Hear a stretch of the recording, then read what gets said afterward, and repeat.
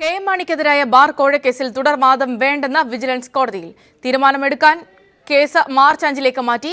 സർക്കാർ എന്തിനാണ് ഭയക്കുന്നതെന്ന് വി.എസിന്റെ അഭിഭാഷകൻ ചോദിച്ചു. ശങ്കർ റെഡ്ഡിയെ വിജിലൻസ് ADGP ആക്കിയത് മാണിയെ രക്ഷിക്കാനാണെന്ന് ലോയേഴ്സ് അസോസിയേഷൻ ആരോപിച്ചു. കെ.എം. മാണിയെ കുറ്റവിമുക്തനാക്കുന്ന അന്തിമ റിപ്പോർട്ടിൽ തുടർവാദം വേണ്ടെന്ന നിലപാടാണ് വിജിലൻസ് കോടതിയിൽ സ്വീകരിച്ചത്. തുടരന്വേഷണ റിപ്പോർട്ടിൽ കോടതിക്ക് തീരുമാനമെടുക്കാം. തുടർവാദത്തെ ഭയപ്പെടുന്നത് എന്തിനാണെന്ന മറുചോദ്യം വി.എസിന്റെ അഭിഭാഷകൻ ഉന്നയിച്ചു. അഴിമതി സമൂഹത്തോടുള്ള കുറ്റകൃത്യമാണ്. സത്യം പുറത്തുവരുന്നതിനെ വിജിലൻസ് ഭയക്കുന്നു. തന്നെ സുപ്രീം കോടതി തന്നെ പറഞ്ഞിട്ടുണ്ട്, ഈ പൊളിറ്റീഷ്യൻസ് പബ്ലിക് മെൻ ചെയ്യുന്ന കറപ്ഷൻ ഒരു ഒഫൻസ് അഗൈൻസ്റ്റ് സൊസൈറ്റിയാണ്.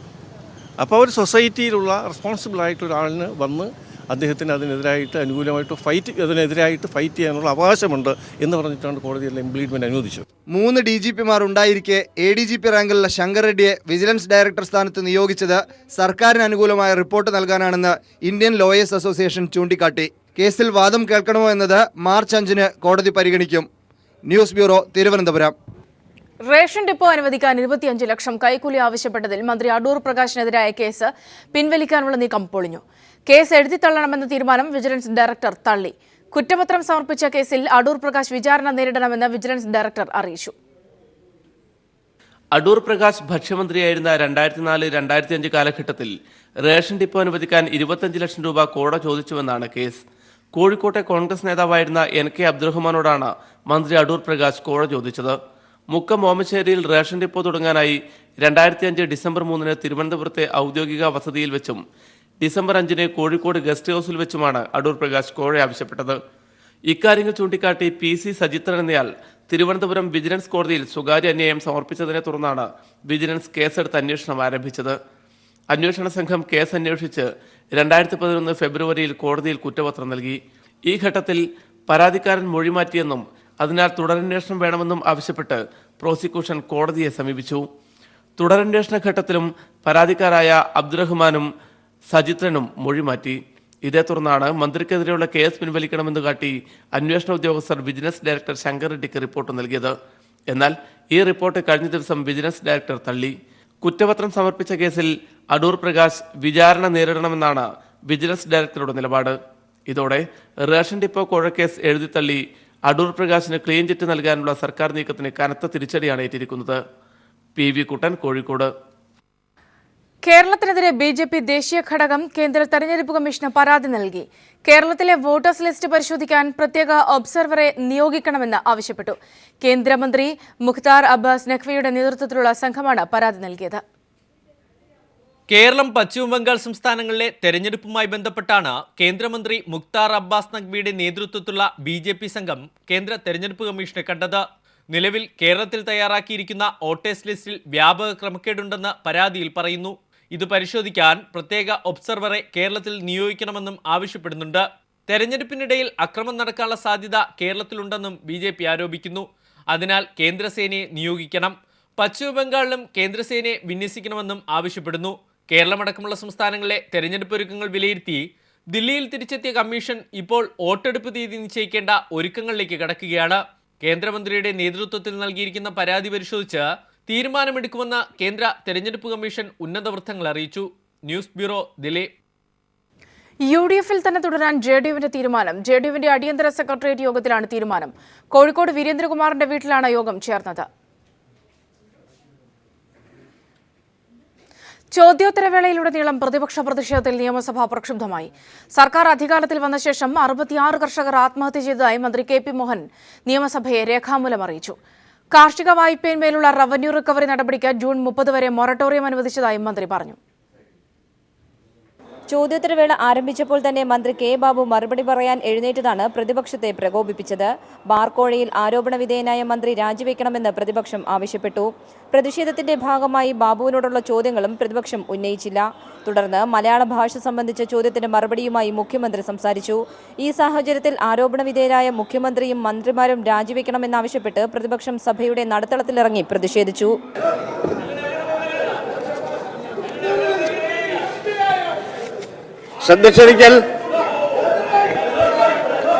ഈ സർക്കാർ അധികാരത്തിൽ വന്ന ശേഷം 66 കർഷകർ സംസ്ഥാനത്ത് ആത്മഹത്യ ചെയ്തതായി മന്ത്രി കെ.പി. മോഹനൻ സഭയെ രേഖാമൂലം അറിയിച്ചു. കാർഷികോൽപ്പന്നങ്ങളുടെ വിലയിടിവ് മൂലം വായ്പ തിരിച്ചടയ്ക്കാൻ കഴിയാതെ വരുന്നത് ആത്മഹത്യയ്ക്ക് കാരണമായതായും മന്ത്രി അറിയിച്ചു. സർക്കാർ ഏജൻസികളും സഹകരണ ബാങ്കുകളും അനുവദിച്ചിട്ടുള്ള കാർഷിക വായ്പയിന്മേലുള്ള റവന്യൂ റിക്കവറി നടപടികൾക്ക് 15/2/2015 മുതൽ 30/6/2016 വരെ മൊറട്ടോറിയം അനുവദിച്ചതായും മന്ത്രി സഭയെ രേഖാമൂലം അറിയിച്ചു. സോളാർ കേസിൽ DGP അലക്സാണ്ടർ ജേക്കബ് ഉൾപ്പെടെയുള്ളവർ കമ്മീഷന് മുൻപാകെ നടത്തിയ പുതിയ വെളിപ്പെടുത്തലിന്മേൽ തുടർ നടപടി ആവശ്യമെങ്കിൽ സ്വീകരിക്കേണ്ടത് കമ്മീഷൻ തന്നെയാണെന്ന് ആഭ്യന്തരമന്ത്രി രമേശ് ചെന്നിത്തല സഭയെ രേഖാമൂലം അറിയിച്ചു. ഈ സർക്കാർ കടപ്പത്രങ്ങൾ വഴി 59,463 കോടിയും നബാർഡിൽ നിന്നും 2,364 കോടിയും വിദേശ വായ്പാ ഇനത്തിൽ 2,541 കോടി രൂപയും വായ്പെടുത്തതായി മുഖ്യമന്ത്രിയും സഭയെ രേഖാമൂലം അറിയിച്ചു. നിയമസഭയിൽ നിന്നും എസ് ഷീജ. സോളാർ കമ്മീഷനെ ആക്ഷേപിച്ചും ഭീഷണിപ്പെടുത്തിയും സമ്മർദ്ദത്തിലാക്കിയും നിർവീര്യമാക്കാനുള്ള ഭരണപക്ഷത്തിന്റെ നീക്കത്തിൽ പ്രതിഷേധിച്ച് പ്രതിപക്ഷം നിയമസഭ ബഹിഷ്കരിച്ചു. സോളാർ കമ്മീഷനെ പൊതുജനമധ്യത്തിൽ അവഹേളിക്കുന്ന വിഷയം ചർച്ച ചെയ്യണമെന്ന പ്രതിപക്ഷത്തിന്റെ അടിയന്തര പ്രമേയ നോട്ടീസിന് അനുമതി നിഷേധിച്ചതിനായിരുന്നു പ്രതിപക്ഷം സഭ ബഹിഷ്കരിച്ചത്. തൊഴിൽ വകുപ്പ് മന്ത്രി ഷിബു ബേബി ജോണും മുഖ്യമന്ത്രി ഉൾപ്പെടെയുള്ള മന്ത്രിമാരുടെ അഭിഭാഷകരും ചേർന്ന് സോളാർ കമ്മീഷനെതിരെ പൊതുജനമധ്യത്തിലും മാധ്യമങ്ങൾക്ക് മുന്നിലും അതിരുവിട്ട ആക്ഷേപങ്ങളും വിരട്ടലുകളും നടത്തുന്നു. ഇത് കമ്മീഷന്റെ സുഗമമായ പ്രവർത്തനത്തെ തടസ്സപ്പെടുത്തുന്നതാണ്. കമ്മീഷനെ സമ്മർദ്ദത്തിലാക്കിക്കൊണ്ടിരിക്കുന്ന ഈ സ്ഥിതിവിശേഷം ചർച്ച ചെയ്യണമെന്നാവശ്യപ്പെട്ട മാത്യു ടി തോമസ് ആണ് അടിയന്തര പ്രമേയ നോട്ടീസ് നൽകിയത്. ജുഡീഷ്യൽ കമ്മീഷനെ കുറിച്ചുള്ള വിഷയം ചർച്ച ചെയ്യേണ്ടതില്ലെന്ന് സ്പീക്കർ പറഞ്ഞു. കമ്മീഷന് എന്തെങ്കിലും ബുദ്ധിമുട്ടുണ്ടായിട്ടുണ്ടെങ്കിൽ അതിൽ ആവശ്യമായ നടപടി സ്വീകരിക്കാൻ കമ്മീഷന് തന്നെ അധികാരമുണ്ടെന്നും അതിനാൽ അടിയന്തര പ്രമേയ അനുമതി നിഷേധിക്കുകയാണെന്നും സ്പീക്കർ വ്യക്തമാക്കി. എന്നാൽ കമ്മീഷനെ കുറിച്ചല്ല നോട്ടീസ് നൽകിയത്, മറിച്ച് മന്ത്രി ഷിബു ബേബി ജോൺ കമ്മീഷനെതിരായി നടത്തിയ വില കുറഞ്ഞ പരാമർശം അതാണ് ചർച്ച ചെയ്യേണ്ടതെന്ന് മാത്യു ടി തോമസ് ആവശ്യപ്പെട്ടു. സഭയിൽ നോട്ടീസ് അവതരിപ്പിക്കാൻ അനുവദിക്കാത്തതിനെ തുടർന്ന് മീഡിയ റൂമിൽ മാത്യു ടി തോമസ് അടിയന്തര പ്രമേയ നോട്ടീസ് അവതരിപ്പിച്ചു. പക്ഷേ സ്പീക്കർ അടിയന്തര പ്രമേയം അനുവദിക്കില്ലെന്ന കടുത്ത നിലപാട് സ്വീകരിച്ചതോടെ പ്രതിപക്ഷം മുദ്രാവാക്യം വിളികളുമായി സഭയുടെ നടുത്തളത്തിലിറങ്ങി ബഹളം വെച്ചു. തുടർന്ന് സ്പീക്കർ സഭ താൽക്കാലികമായി നിർത്തി. 50 മിനിറ്റിനു ശേഷം സ്പീക്കർ സഭ പുനരാരംഭിച്ചപ്പോൾ സി ദിവാകരൻ വീണ്ടും അടിയന്തര പ്രമേയ വിഷയം ഉന്നയിക്കാൻ ശ്രമിച്ചു. അടിയന്തര പ്രമേയം നിഷേധിച്ച് ശ്രദ്ധ ക്ഷണിക്കലിലേക്ക് കടന്നുവെന്ന് സ്പീക്കർ പറഞ്ഞു. പ്രതിപക്ഷത്തിന്റെ അവകാശങ്ങൾ സ്പീക്കർ ലംഘിക്കുകയാണെന്നും ഭരണപക്ഷത്തിന് സ്പീക്കർ കൂട്ടുനിൽക്കുകയാണെന്നും പറഞ്ഞ് പ്രതിപക്ഷം നിയമസഭ ബഹിഷ്കരിക്കുകയായിരുന്നു. Sunil Arumanoor, news bureau, Thiruvananthapuram. ഹൈക്കോടതി ജഡ്ജിക്കെതിരെയുള്ള പരാമർശത്തിൽ മന്ത്രി കെ.സി. ജോസഫ് നിരുപാധികം മാപ്പ് പറഞ്ഞു. ഫേസ്ബുക്ക് പോസ്റ്റ് ഇട്ടത് മനഃപൂർവ്വമല്ല, അറിയാതെ പറ്റിയ പിഴവാണെന്നും തെറ്റ് മനസ്സിലാക്കിയ ഉടൻ പോസ്റ്റ് പിൻവലിച്ചുവെന്നും സത്യവാങ്മൂലത്തിലൂടെ കെ.സി. ജോസഫ് അറിയിച്ചു. നിയമസഭയുള്ളതിനാൽ നേരിട്ട് ഹാജരാകാനാകില്ലെന്നും മന്ത്രി അറിയിച്ചിരുന്നു. ജസ്റ്റിസ് അലക്സാണ്ടർ തോമസിനെതിരെ ചായത്തൊട്ടിൽ വീണ കുറുക്കൻ എന്ന മന്ത്രിയുടെ പരാമർശമാണ് ക്രിമിനൽ കോടതി അലക്ഷ്യമായി കോടതി കണ്ടെത്തിയത്. കുറ്റപത്രം നൽകുന്നതിന് മന്ത്രിയോട് ഇന്ന് നേരിട്ട് ഹാജരാകാനും കോടതി നിർദ്ദേശിച്ചിരുന്നു.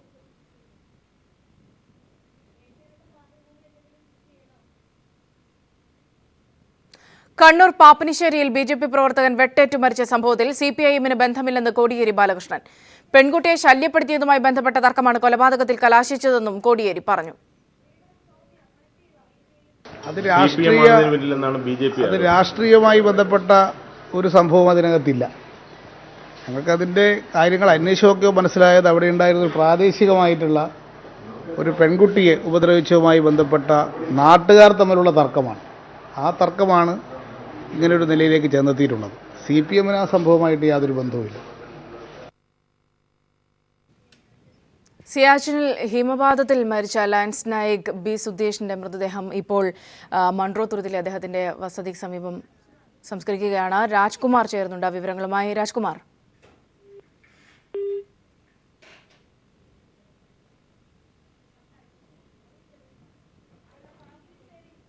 സിയാച്ചിനിൽ കഴിഞ്ഞ ആഴ്ചയാണ് ഹിമപാതത്തിൽ ലാൻസ് നായിക് B. സുധീഷ് അടക്കമുള്ളവർ മരിച്ചത്. രാവിലെ അദ്ദേഹത്തിന് ഗാർഡ് ഓഫ് ഓണർ ആർമി നൽകിയിരുന്നു. മറ്റു വാർത്തകളിലേക്ക്. കണ്ണൂരിൽ RSS പ്രവർത്തകൻ വെട്ടേറ്റു മരിച്ചു. ആരോളി ആസാദ് കോളനിയിലെ സുജിത്താണ് കൊല്ലപ്പെട്ടത്. സംഭവത്തിൽ രാഷ്ട്രീയ ബന്ധമില്ലെന്ന് പോലീസ് അറിയിച്ചു. പാപ്പനിശ്ശേരിയിലെ RSS പ്രവർത്തകന്റെ കൊലപാതകത്തിൽ CPM-ന് പങ്കില്ലെന്നും സംഭവവുമായി ബന്ധപ്പെട്ട് RSS നടത്തുന്നത് കള്ളപ്രചാരണമാണെന്നും MV ജയരാജൻ പറഞ്ഞു. RSS മുൻ മണ്ഡലം കാര്യവാഹക് പാപ്പിനിശ്ശേരി ആസാദ് കോളനിയിലെ പറക്കാട്ട് സുജിത്താണ് മരണപ്പെട്ടത്. ഇന്നലെ 11 മണിയോടെ 20 അംഗ സംഘം വീട്ടിലെത്തി ആക്രമിക്കുകയായിരുന്നു. കഴിഞ്ഞ ദിവസങ്ങളിൽ പ്രദേശത്തെ സ്കൂൾ വിദ്യാർത്ഥിനികളെ ശല്യം ചെയ്തതിന്റെ പേരിൽ നാട്ടുകാർ സുജിത്തിനെയും സംഘത്തെയും ചോദ്യം ചെയ്യുകയും തർക്കം നടക്കുകയും ചെയ്തിരുന്നു. വാലന്റൈൻസ് ദിനത്തിൽ സമ്മാനം നിരസിച്ച പെൺകുട്ടിയോട് മോശമായി പെരുമാറിയതിനെ തുടർന്ന് സുജിത്തിനെ ചോദ്യം ചെയ്തയാളെ സുജിത്തും സംഘവും വീട്ടിൽ കയറി മർദ്ദിച്ചിരുന്നു. തുടർന്ന് സ്ഥലത്ത് പോലീസ് എത്തിയതായും പ്രദേശവാസികൾ പറയുന്നു. കുറച്ച് ദിവസമായിട്ട് അവിടുത്തെ ഹൈസ്കൂളുമായിട്ട് അതിൻ്റെ പരിസരത്ത് ഇങ്ങനെ കുറേ പെൺകുട്ടികളൊക്കെ ശല്യം ചെയ്യുന്ന പിന്നെ കുറച്ച് ആൾക്കാർ പുറത്തൊക്കെ കേന്ദ്രീകരിച്ചിട്ട് നടന്നുകൊണ്ടിരിക്കുന്നുണ്ടായിരുന്നു. അതിനെ എതിർത്തുകൊണ്ട് പിന്നെ ഇന്നലെ മിനിയാന്ന് പിന്നെ അവിടെ പ്രശ്നമുണ്ടായി. അപ്പോൾ അത് കഴിഞ്ഞിട്ട് പോലീസൊക്കെ വന്ന് അത് പ്രശ്നമൊക്കെ പിന്നെ അതിൻ്റെ തുടർച്ചയായിട്ടുള്ള പിന്നെ പരിപാടിയുമായിട്ടാണ് ഇന്നലെയും. ഇത് ചോദ്യം ചെയ്യാൻ സുജിത്തിന്റെ വീട്ടിലെത്തിയ സംഘത്തിന്റെ ആക്രമണത്തിലാണ് സുജിത്ത് മരണപ്പെട്ടത്. തടയാനെത്തിയ രക്ഷിതാക്കൾ ജനാർദ്ദനും സുലോചനയ്ക്കും പരുക്കേറ്റിട്ടുണ്ട്.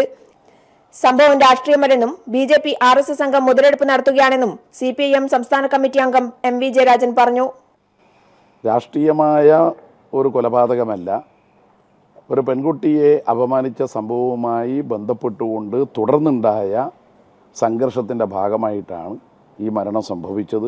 ദൗർഭാഗ്യകരമാണ്. യഥാർത്ഥ കുറ്റവാളികളെ കണ്ടെത്തുക എന്നുള്ളതാണ് പോലീസ് ചെയ്യേണ്ടത്. പോലീസ് അന്വേഷണം സത്യസന്ധമായി നടത്തണം എന്നാണ് ഞങ്ങൾക്ക് പറയാനുള്ളത്. അതേസമയം 2 CPIM പ്രവർത്തകരുടെ വീടിനു നേരെ സ്ഥലത്ത് ആക്രമണം നടന്നു. News bureau, Kannur. മുഖ്യമന്ത്രിയെയും KPCC അധ്യക്ഷനെയും ആഭ്യന്തരമന്ത്രിയെയും ഹൈക്കമാൻഡ് ദില്ലിക്ക് വിളിപ്പിച്ചു. VM സുധീരൻ മത്സരിക്കണമോ എന്ന കാര്യത്തിൽ നിർണായക തീരുമാനമുണ്ടാകും. കേരളത്തിലെത്തി ഗ്രൂപ്പുകളുടെ അഭിപ്രായം ആരാഞ്ഞ ഗുലാം നബി ആസാദിന്റെ റിപ്പോർട്ടും ചർച്ചയാകും. രാഹുൽ ഗാന്ധിയുടെ നിർദ്ദേശപ്രകാരം മുതിർന്ന നേതാവായ ഗുലാം നബി ആസാദ് സംസ്ഥാനത്തെ വിവിധ ഗ്രൂപ്പ് നേതാക്കളുമായി സംസാരിച്ചിരുന്നു. സോളാറിൽ മുഖ്യമന്ത്രിക്കെതിരായ ആരോപണങ്ങൾ തെരഞ്ഞെടുപ്പിൽ തിരിച്ചടിയുണ്ടാക്കുമെന്ന് I ഗ്രൂപ്പ് നേതാക്കളും ആരോപണങ്ങൾ കെട്ടിച്ചമച്ചതാണെന്ന് A നേതൃത്വവും അറിയിച്ചു. ഇതനുസരിച്ച് തയ്യാറാക്കിയ റിപ്പോർട്ട് മുഖ്യമന്ത്രിയും ആഭ്യന്തരമന്ത്രിയും KPCC അധ്യക്ഷനുമായി ഹൈക്കമാൻഡ് ചർച്ച ചെയ്യും. 3 നേതാക്കളും നാളെ തന്നെ ദില്ലിക്ക് തിരിക്കും. KPCC അധ്യക്ഷനായ VM സുധീരൻ മത്സരിക്കണമോ എന്ന കാര്യത്തിലും നിർണായക തീരുമാനമുണ്ടാകുമെന്നാണ് സൂചന.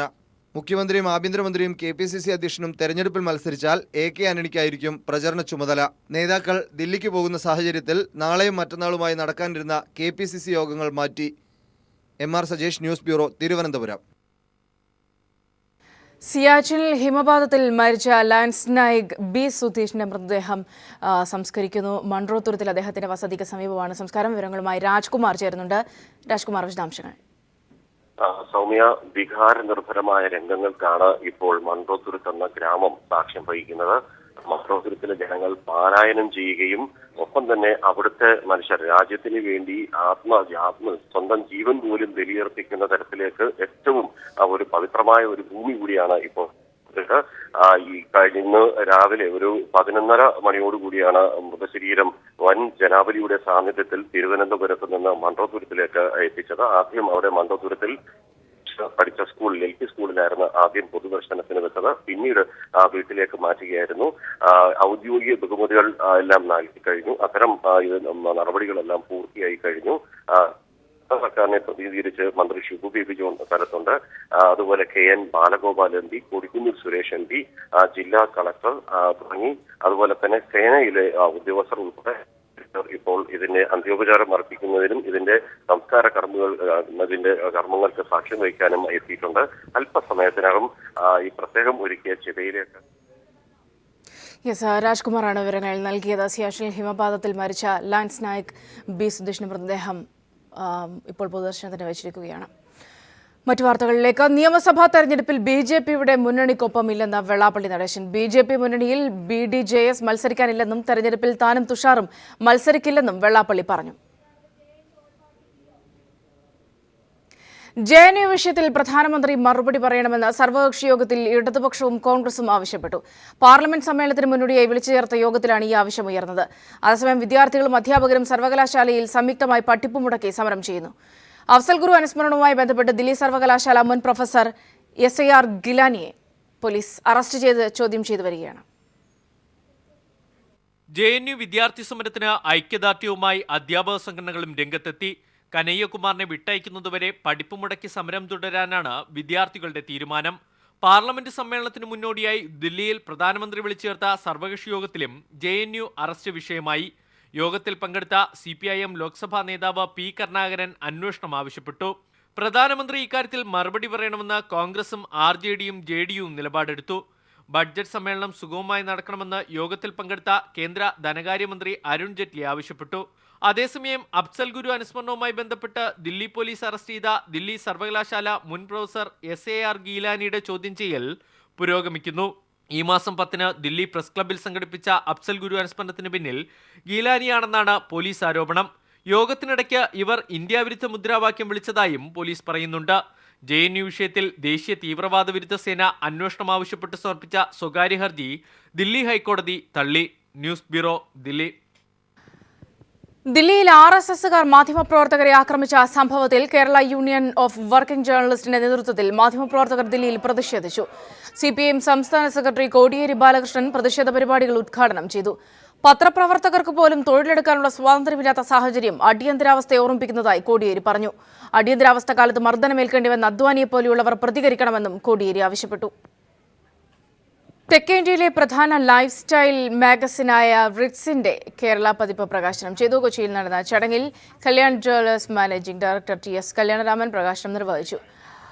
വിഗാർഡ് MD മിഥുൻ ചിറ്റലപ്പള്ളി ആദ്യ കോപ്പി ഏറ്റുവാങ്ങി. നടി മഞ്ജു വാര്യർ, ഷീമാട്ടി ഉടമ ബീന കണ്ണൻ, റിറ്റ്സ് എഡിറ്ററും പബ്ലിഷറുമായ അരുണ R. കൃഷ്ണൻ എന്നിവരും പങ്കെടുത്തു. ബോബി ചെമ്മണ്ണൂർ ഇന്റർനാഷണൽ ഗ്രൂപ്പിന്റെ ആദ്യ സംരംഭമായ ബോബി ചെമ്മണ്ണൂർ നിധി ലിമിറ്റഡിന്റെ ആദ്യ ശാഖ കുന്നംകുളം മുനിസിപ്പൽ ചെയർപേഴ്സൺ സീത രവീന്ദ്രൻ ഉദ്ഘാടനം ചെയ്തു. ചെമ്മണ്ണൂർ ഗ്രൂപ്പിന്റെ മറ്റ് സ്ഥാപനങ്ങളിലേതുപോലെ ലാഭത്തിന്റെ ഒരു വിഹിതം ജീവകാരുണ്യ പ്രവർത്തനങ്ങൾക്ക് ഉപയോഗിക്കുമെന്ന് ചെയർമാൻ ബോബി ചെമ്മണ്ണൂർ അധ്യക്ഷ പ്രസംഗത്തിൽ പറഞ്ഞു. Municipal councillor Nisha Jayesh, chamber of commerce secretary KM Abubakar, VK Sreeraman തുടങ്ങിയവർ പങ്കെടുത്തു. ICLന്റെ ആലപ്പുഴ ബ്രാഞ്ച് ഉദ്ഘാടനം സിനിമാ താരം മുകേഷ് നിർവഹിച്ചു. ICL MDയും CEOയുമായ KG അനിൽകുമാർ സ്വാഗതം പറഞ്ഞ ചടങ്ങിൽ ആലപ്പുഴ മുനിസിപ്പൽ ചെയർമാൻ ശ്രീ തോമസ് ജോസഫ് മുഖ്യാതിഥിയായിരുന്നു. ICL general manager Anilkumar, chairman KK Wilson തുടങ്ങിയവർക്കൊപ്പം സാമൂഹ്യ സാംസ്കാരിക രംഗത്തെ പ്രമുഖർ ചടങ്ങിൽ പങ്കെടുത്തു.